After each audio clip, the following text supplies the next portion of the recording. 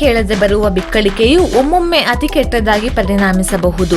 ಡಯಾಫ್ರಾಗಮ್ ಸ್ನಾಯುಗಳು ಕೆಲಕಾಲ ಅನುದಿಷ್ಟವಾಗಿ ಕುಗ್ಗುವುದರಿಂದ ಹಲವು ಬಾರಿ ಅದನ್ನು ನಿವಾರಣೆ ಮಾಡುವುದೇ ಕಷ್ಟವಾಗುತ್ತೆ. ಬಿಕ್ಕಳಿಕೆ ನಿವಾರಿಸಲು ಮನೆಮದ್ದು ಹಾಗೂ ಹಲವು ಸುಲಭ ಪರಿಹಾರಗಳಿವೆ.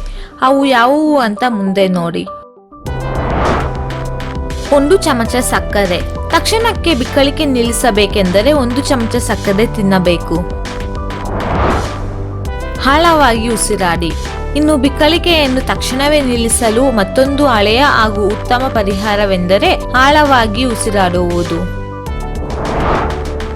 ನೀರು ಕುಡಿಯಿರಿ. 1 ಲೋಟ ತುಂಬ ನೀರು ಕುಡಿಯಿರಿ. ಇನ್ನು ನೀರು ಕುಡಿಯುವಾಗ ಬೇರೆ ಏನನ್ನೋ ಯೋಚಿಸುತ್ತಿರಬೇಕು. ಹೀಗಾಗಿ ಇದು ಕೂಡ ಬಿಕ್ಕಳಿಕೆ ನಿಲ್ಲಿಸಲು ಪ್ರಮುಖ ವಿಧಾನವಾಗಿದೆ. ವ್ಯಕ್ತಿಯನ್ನು ಎದುರಿಸಿ. ಬಿಕ್ಕಳಿಕೆಯಿಂದ ಬಳಲುತ್ತಿರುವ ವ್ಯಕ್ತಿಯನ್ನು ಎದುರಿಸಿದರೆ ಅವನ ಅಥವಾ ಅವಳ ಗಮನ ಬೇರೆ ಕಡೆಗೆ ಕೇಂದ್ರೀಕರಿಸುತ್ತದೆ. ಇದರಿಂದಾಗಿ ಬಿಕ್ಕಳಿಕೆ ಕ್ರಮೇಣವಾಗಿ ನಿಲ್ಲುತ್ತದೆ.